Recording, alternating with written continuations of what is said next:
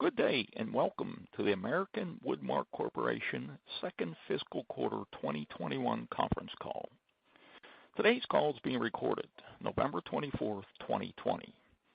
During this call, the company may discuss certain non-GAAP financial measures included in our earnings release, such as adjusted net income, adjusted EBITDA margin, free cash flow, net leverage, and adjusted EPS per diluted share. Earnings release, which can be found on our website, americanwoodmark.com, includes definition of each of these non-GAAP financial measures, the company's rationale for their usage, and a reconciliation of these non-GAAP financial measures to the most comparable GAAP financial measures.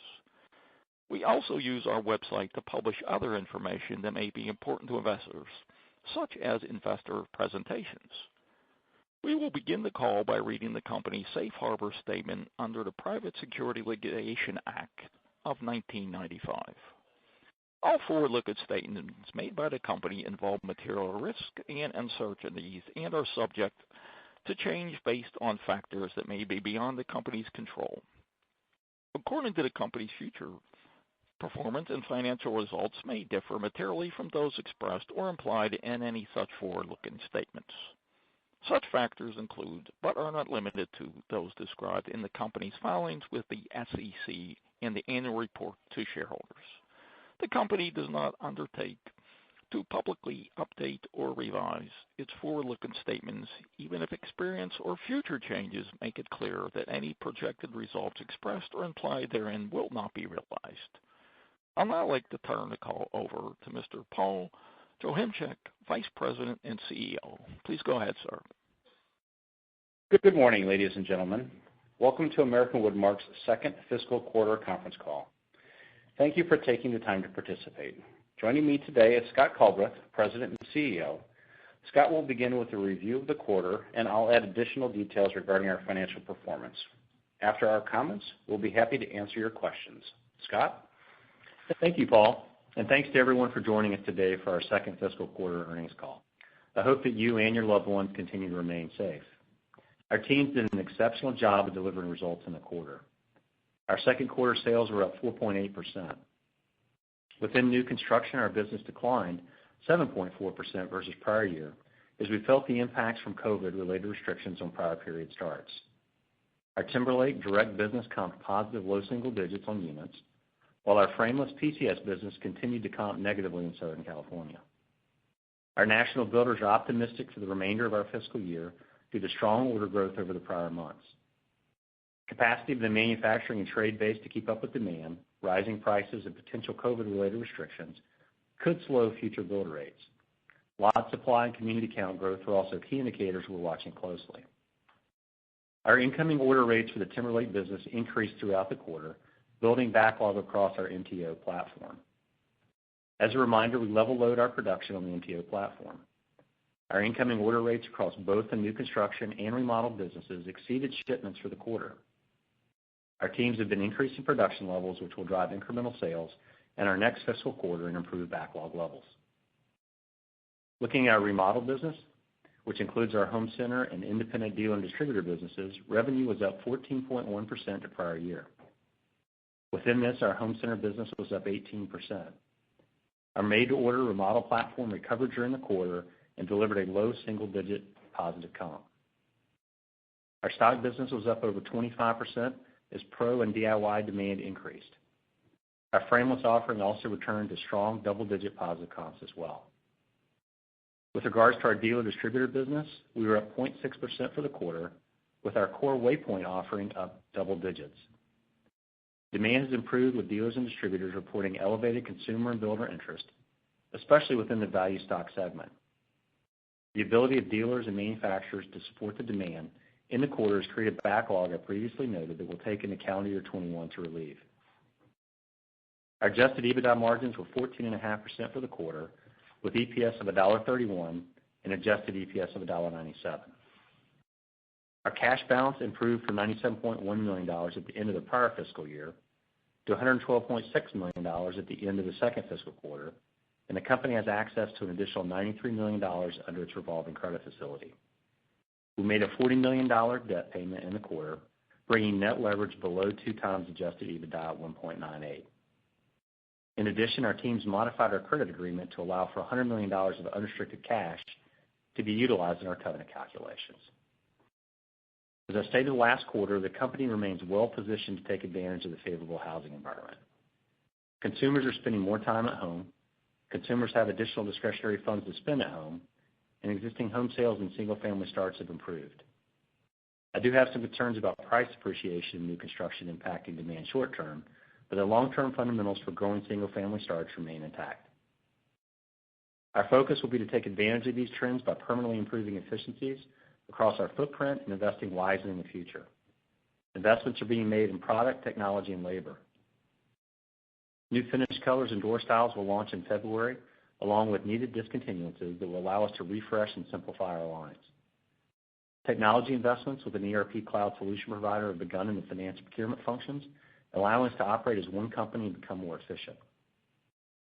Ongoing investments in labor wages, retention, and absenteeism programs will continue, allowing us to meet our customers' needs.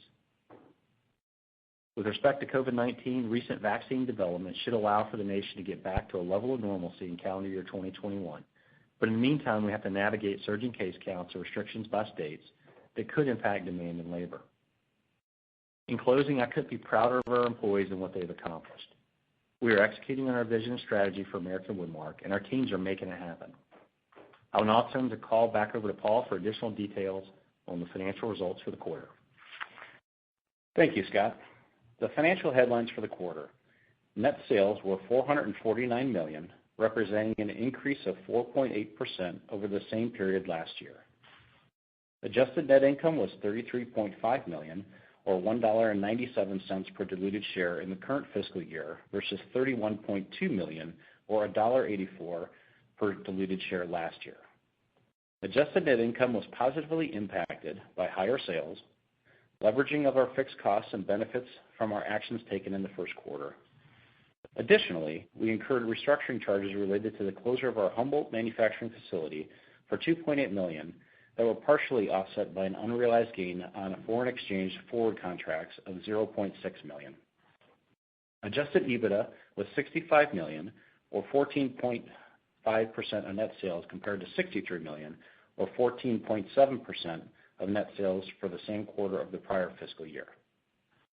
The combined home center and independent dealer and distributor channel net sales increased 14.1% for the quarter, with home centers increasing 18% and dealer distributor increasing 0.6%. The remodel business is showing strong signs of recovery as people are more comfortable allowing access into their homes to install cabinets, as well as the increased demand from the DIY and pro customers. The new construction sales channel lagged market demand during the second quarter of fiscal year 2021, recognizing a 60 to 90-day lag between start and cabinet installation. The overall market activity in single-family homes was up 9.5% for the fiscal second quarter. Looking at the start data that extends the lag time to 90 to 120 days, we saw a 2% increase in starts during that same period. Shifting focus to completions during our second fiscal quarter, we saw a 0.7% decline year over year, which further supports timing impacts. New construction net sales decreased 7.4% for the quarter. Timberlake direct business comped positively in units, which was offset by a mix shift to lower priced products and negative comps in our frameless business. The company's gross profit margin for the second quarter of fiscal year 2021 was 20% of net sales versus 20.3% reported in the same quarter of last year. Gross margin in the second quarter of the current fiscal year was negatively impacted by higher material and logistic costs, investment made in our locations for PP&E, and safety measures combined with wage and retention programs. These costs were offset by increased sales, creating leverage of our fixed costs in our operating platforms, and a one-time benefit received in the quarter related to an employee retention credit of $0.8 million. Keeping our employees safe during these unprecedented times remains a key focus for everyone at the company.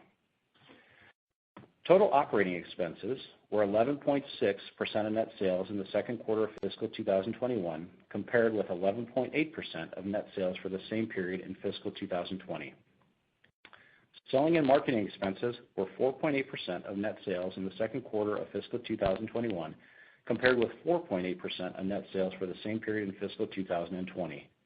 The ratio in net sales remained flat as a result of higher launch costs and incentive expenses, offset by leverage created from higher sales in the second quarter of fiscal 2021 and a one-time benefit received in the quarter related to an employee retention credit of $1.7 million. General and administrative expenses were 6.7% of net sales in the second quarter of fiscal 2021, compared with 7% of net sales for the same period of fiscal 2020. The decrease in the ratio was primarily driven by the leverage from higher sales, lower spending, and the impacts of our actions taken in the first quarter of fiscal 2021. There was some pressure on our general and administrative expenses related to a one-time legal charge of $1.5 million, offset by an employee retention credit of $0.4 million. In total, for the company, we received an employee retention credit of $2.9 million. Both of these discrete events were one-time in nature. Free cash flow totaled $57.4 million for the 6 months of the current fiscal year, compared to $66.1 million in the prior year. The decrease was primarily due to changes in our operating cash flows, specifically cash outflows from customer receivables and inventories as a result of the increased sales demand. Net leverage was 1.98 times adjusted EBITDA at the end of our second fiscal quarter as a result of our increasing cash balance and declining debt position. The company paid down $40 million of our term loan facility during the quarter. As a reminder, there are no term loan debt maturities due until December 2022. Due to the impacts of COVID-19 and the evolving macroeconomic uncertainty in the current remodeling and home building environment, we are unable to provide a full fiscal 2021 outlook. Shifting our focus onto the third quarter of fiscal 2021, we expect mid to upper single-digit net sales growth versus the prior year. This growth rate is very dependent upon overall industry, economic growth trends, and consumer behaviors. Margins will improve based on the increased sales volume that will create leverage within our operating platforms. We will continue to invest back into business through wage programs, continue to launch new products, and start our journey on our financial and procurement system consolidation with one of the leading software providers. We expect adjusted EBITDA margins for the third quarter of fiscal 2021 to increase versus prior year results, but remain below our current second fiscal quarter. The company had very strong operating cash flows for the year, which led to a $40 million paydown of our term loan facilities. Free cash flow generation continues to be a strength of the company. We ended the quarter with our cash position as of October 31st, 2020, at $112.6 million of cash on hand and access to $93 million of additional availability under its revolver. Liquidity and margin management are priorities for our teams. In closing, the strong performance that was executed in our second fiscal quarter was a direct result of the hard work of all of our employees who make it happen every day. This concludes our prepared remarks. We'll be happy to answer any questions you have at this time. We'll now begin the question and answer session. To ask a question, you may press star then one on your touch-tone phone. If you're using a speakerphone, please pick up your handset before pressing the keys. If any time your question has been addressed and you'd like to withdraw your question, please press star then two. This time we'll pause momentarily to assemble the roster. First question comes from Garik Shmois of Loop Capital. Please go ahead. Oh, thank you. Just wondering, just given the lag between backlogs and delivery rates, it seems like you're expecting an inflection in sales growth in the third quarter, but how long do you think it's still going to take to normalize and so that you'll be able to catch up with respect to the delivery times versus order rates? Yeah, we think it'll take us till the end of the calendar year to fully catch up so that we better match our demand with production. We've been making significant progress throughout the prior fiscal quarter. By the time we get to January, we think we'll be matched and caught up and get our lead times back to the normalized rate, as well as on the stock platform, get our customer inventory levels to the rate they need to be at. Okay. And with respect to the sales outlook for the third quarter, can you maybe walk through the different categories and how you see that, and what's driving the inflection relative to the nearly 5% growth that you saw in the second quarter? Sure. When you take a look at each of the respective channels, the trends are going to be fairly comparable to the discussion we just had around fiscal Q2. So new construction certainly has accelerated when you look at starts and look at the lag. We still felt some of the impacts at the start of our quarter related to the COVID shutdowns back at the very beginning of summer. We've now lapped that, so now we're seeing the strong demand read through from the starts that were up significantly at the end of the summer. So we'll see new construction growth as we push forward. On the remodel side, both our home center and dealer distributor business both returned to positive growth inside Q2. We think that carries forward, again, as consumers are willing to invest in their home and they're spending more time there. And then finally, our stock business, which again is both kitchen and bath. Pro and DIY demand there has been tremendous. We were up over 25% in Q2. We think the opportunity for continued growth there remains high. Part of that is getting our customers in stock levels up to the appropriate level. We think when we do that, it creates additional POS opportunity as well for those customers going forward. Thanks. And just my last question, just on the made-to-order within the home centers. It seems like it's, I think after the last quarter, you indicated you were expecting that to improve, and it looks like it's positive this time as well. Do you think that you're seeing just a step function change and improvement in made-to-order and home centers, and how sustainable is the recent strength there?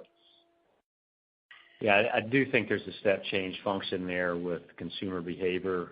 We've definitely seen millennials now back in the marketplace as it relates to buying either new homes or existing homes. As they're doing that, we're seeing millennials engage in projects like a remodel project of their kitchen. There were questions over the last 2 to 3 years as to whether that population would go to home centers. We're definitely seeing that. We're seeing that in the retail data that millennials are going to Home Depot and Lowe's to do those types of projects. They're also going to dealers, but definitely over-indexing with home centers. So we're seeing that as an opportunity. The other thing that I would mention would just be around imports. And as we've seen, again, the import data fall come out of China, net imports down out of Asia. That's created an opportunity for domestic manufacturers and domestic retail outlets. So you're seeing, I believe, an increase at the home center, both in special order and stock as a result of that. Great. Thanks very much, and happy holidays. Yep, thanks, you too. Next question comes from Truman Patterson of Wells Fargo. Please go ahead. Hey, good morning, guys. Thanks for taking my questions. First, wanted to touch on a little bit more on, the capacity issues or, potential issues constraining your ability to service demand. And I'm asking this a little bit because I thought last quarter you all gave the impression that new residential would be pretty solid. It was down, I think you said 7.5%. So I'm hoping to understand some of the market share dynamics there, whether or not any imports, are starting to play in that at all. But also, single-family starts are now up, 30% in October. Do you all have the capacity to service that? Does the industry, have the capacity to service that? Just trying to understand the moving parts there.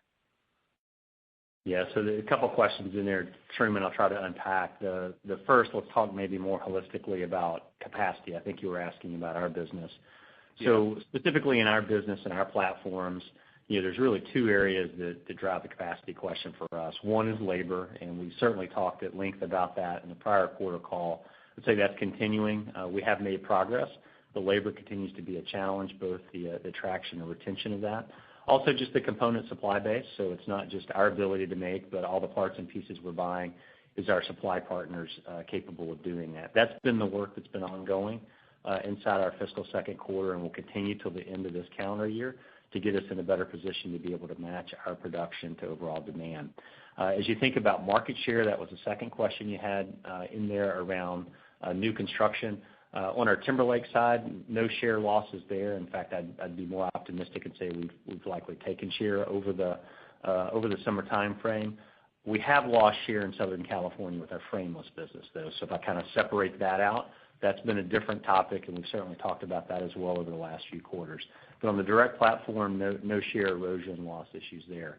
Can the overall new construction industry absorb 30% comps for a long period of time, I think it's going to create challenges for all involved. It's not just a cabinet discussion. It's appliances, it's roofing, it's all the categories as well as just the builders themselves. We're certainly scaling our operations to ensure that we can produce the product and then make sure that we've got the install capacity in place. We'll have to see how the comps are actually read through, for the builders and how quickly I guess the question there would be, does the lag stay 60 to 90 or does it start to move out? I know Paul insinuated we're starting to see a shift there. We'll see how long the lag time carries into the first part of next year, and that'll tell you whether or not they're able to absorb that type of increase.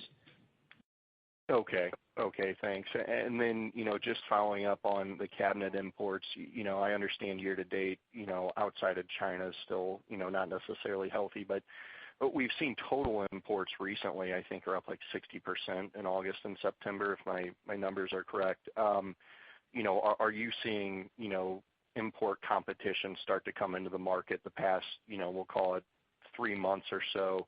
If so, which channels are you seeing it take place? Yeah, I'll take the second part of the question first. So we're not seeing any incremental import challenges in any of the channels at this point in time, especially over these last couple of months that you just highlighted. Going back to the import data itself, so through September, the data I saw was China's still down almost 60%. Definitely see the increases with Vietnam and Malaysia, but still in total down about 6% through that 9-month period, which is about a $375 million shortfall. And that's where we've intimated there's been opportunity created domestically for dealers, distributors, and the home centers to grab that share. Okay, thanks, guys. Yep, thanks, Truman. Next question comes from Steven Ramsey, Thompson Research Group. Please go ahead. Morning. Maybe to start with the Timberlake mix, can you share a bit more on the mix shift, how it impacted Q2 sales and margins, and thoughts how that evolves in Q3, and if there's thoughts beyond that? Yeah, no additional details really to provide around that, Stephen, other than to just talk about the introduction of our value line, so Origins. That's something we certainly highlighted coming out of the acquisition. It was one of the key synergy drivers. It's a profit improver for the business, but it does come at a lower price point. So as we rotate and move more consumers to that space or grab more share in that, it does have an impact in the mixed equation. So that's what you're seeing inside the quarter, and I would expect that to be something that continues as we go forward.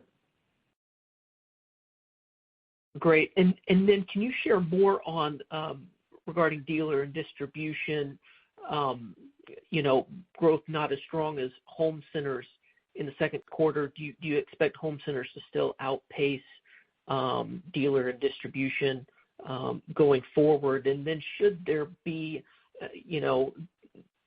economic shutdowns in the U.S. in the coming months, do you think the dealer channel is more prepared to handle that during this time frame? Is there enough business for them in backlog to even keep them going should they have to shut down stores?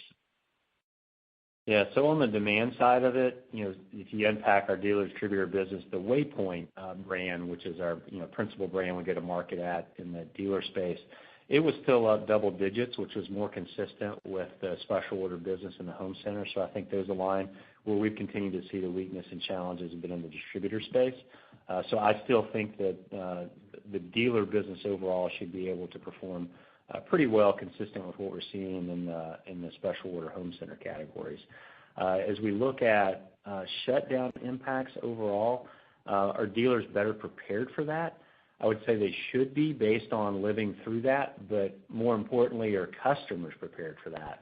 Are customers going to be willing to go spend time at dealers? Are they going to allow folks in their home?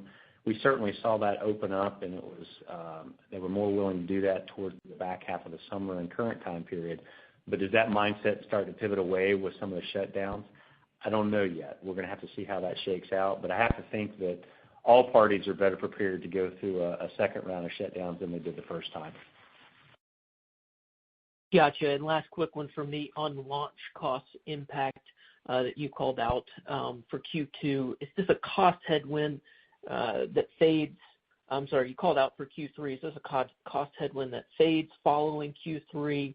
If it does, are there other marketing expenses to take its place, or is this a source of better margins in out quarters?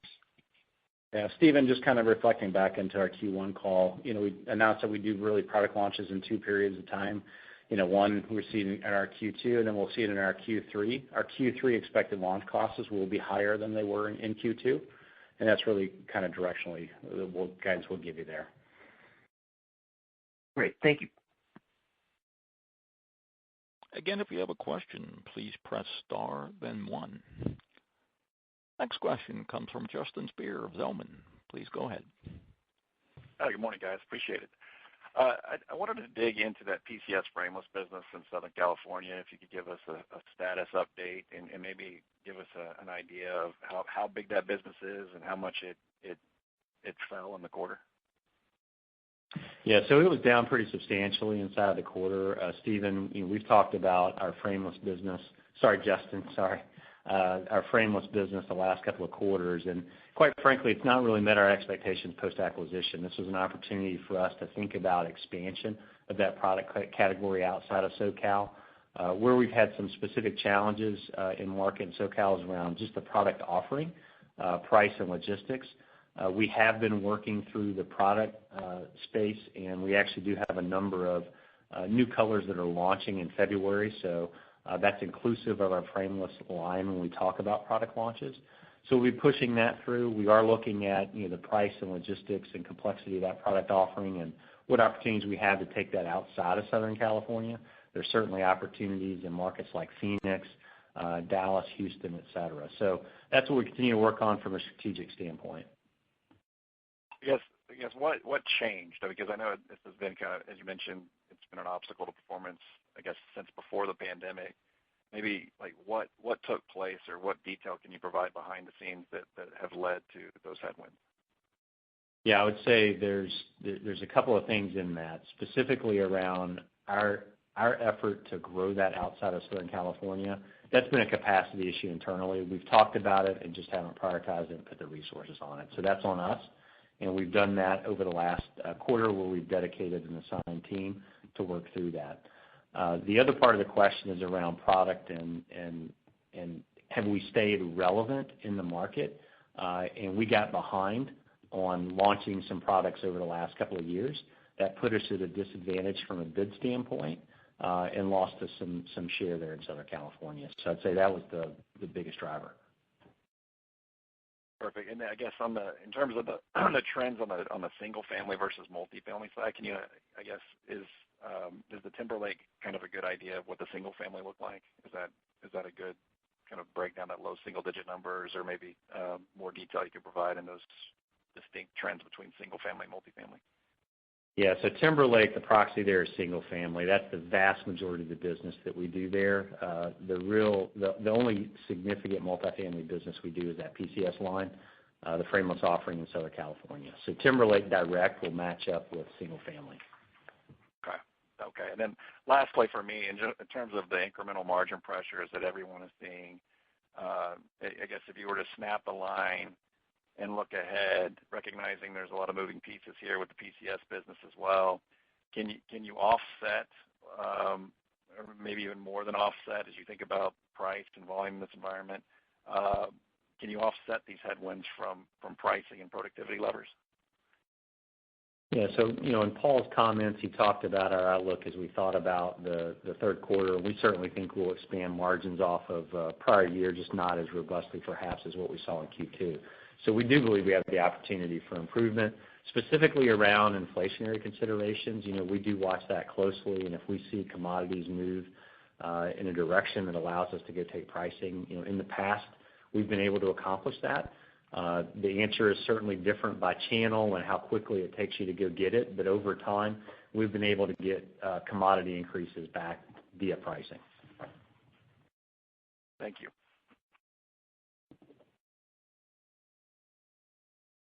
Next question is from David MacGregor of Longbow Research. Please go ahead. Yes, good morning, everyone. Just to follow up, first of all, on that last question, how much forward visibility do you have right now on things like your raw materials and components and logistics costs? Yeah, David, what we're seeing kind of in the marketplace out there is a little bit of pressure on our hardwood lumber supply. Kind of refreshing memory is we do primarily source from the East Coast. With the fires that were out on the West Coast, it did create a little bit of challenges and some pricing pressures that are out there. That will, continue until more supply comes back into the marketplace that is out there. If you remember from last year, we had pressures around the particle board charges and things of that nature. There is another mill that's coming online later this year that we expect that will relieve some of those pressures out there. So we're not projecting those to be really significant, headwinds for us. One of the concerns that we do have is around freight and logistics charges. We are seeing concerns in, international shipments and containers coming in, as well as domestic freight carriers charging increases in just the availability of those freight carriers that are out there today. Right. Okay, thanks for that.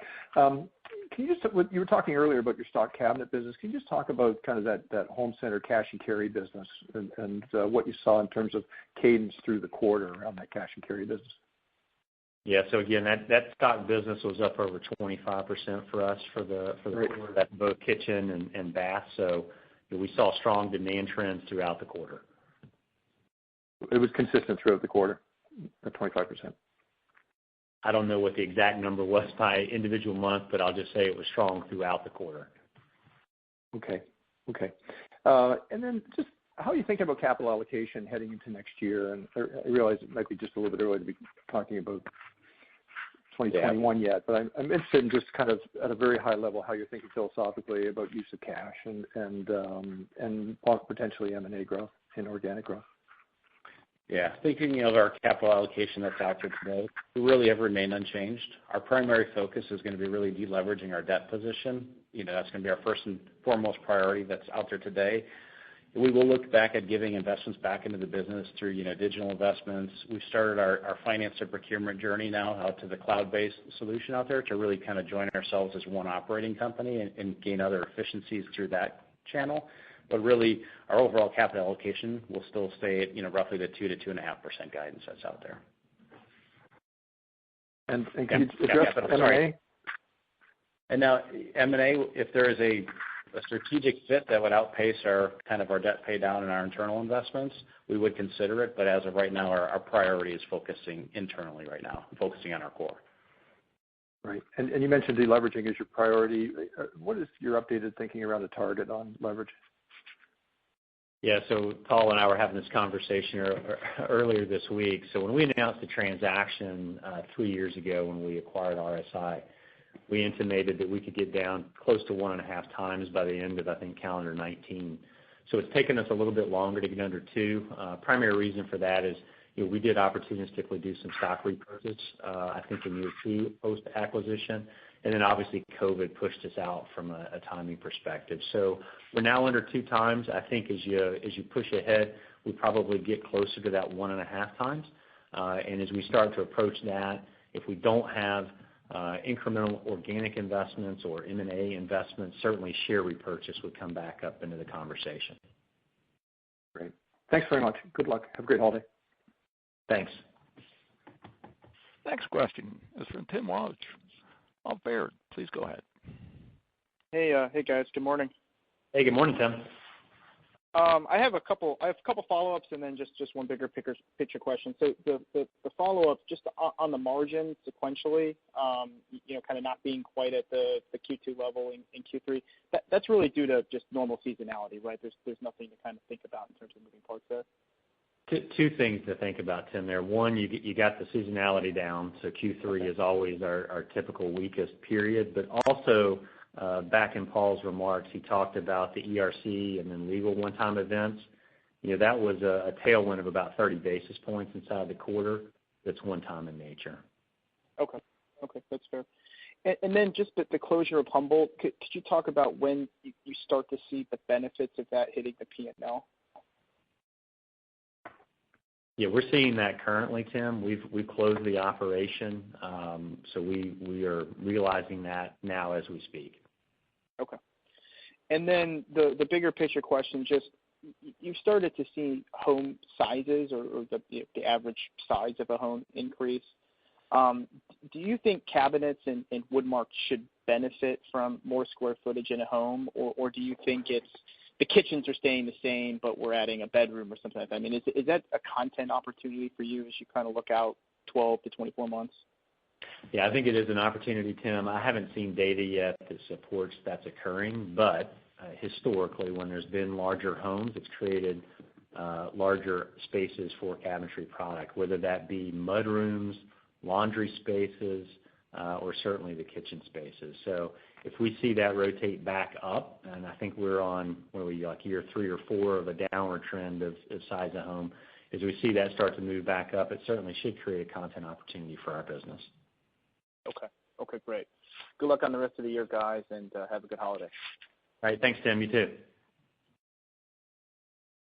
Again, if you have a question, please press star, then 1. Next question comes from Julio Romero of Sidoti. Please go ahead. Hey, good morning. Just staying on that topic of your margin outlook, you said you expected margins up year over year, but lower than 2Q, but that's a pretty wide range. So I don't know if you could give us a sense of incrementals year over year. The way I'm thinking about it is last year your margins contracted despite higher sales, so that kind of leads me to believe that your incrementals this quarter on a year over year basis might be on the stronger side. Yeah, we certainly had some one-time hits last year. Looking back inside the Q3 time period, there was a bit of the particle board disruption, and we were also moving that facility that we had now out in California. So that creates an opportunity to drive stronger incrementals.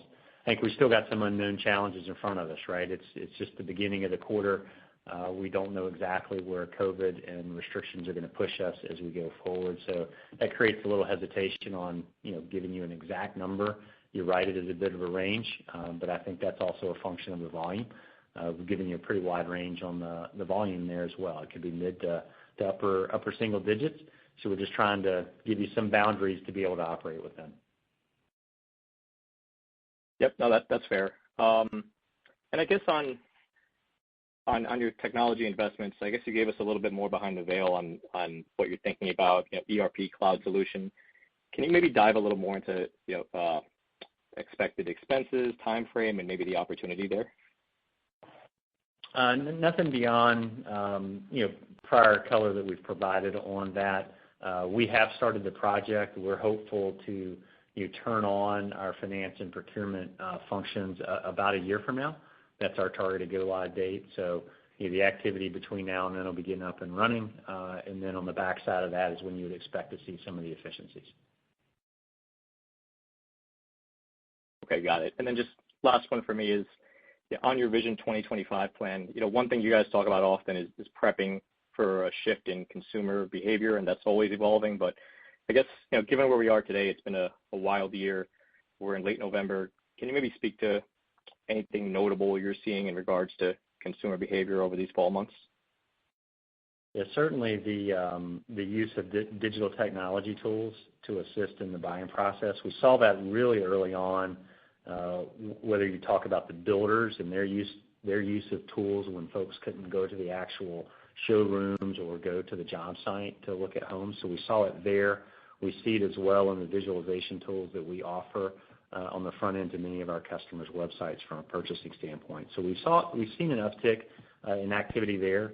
What we're exploring and continue to work on is how you make that ultimately turn into a transaction. So how do you get cart-to-cart capability and link that directly into your retailers? So if you're at home and you go through that process of designing a kitchen or a layout, how do you make that a seamless experience so that when you go to whatever outlet you go to, it's easily transitioned into an order and you get a price and a bill off of that. So I think that's accelerated, and that's something we're continuing to spend time and energy on. Great. Thanks for taking the questions. As I do not see that there is anyone else waiting to ask a question, I'll now like to turn the line back over to Mr. Joachimczyk for any closing remarks. Please go ahead, sir. Since there are no additional questions, this concludes our call. Thank you for taking the time to participate. Conference is now concluded. Thank you for attending today's presentation. You may now disconnect.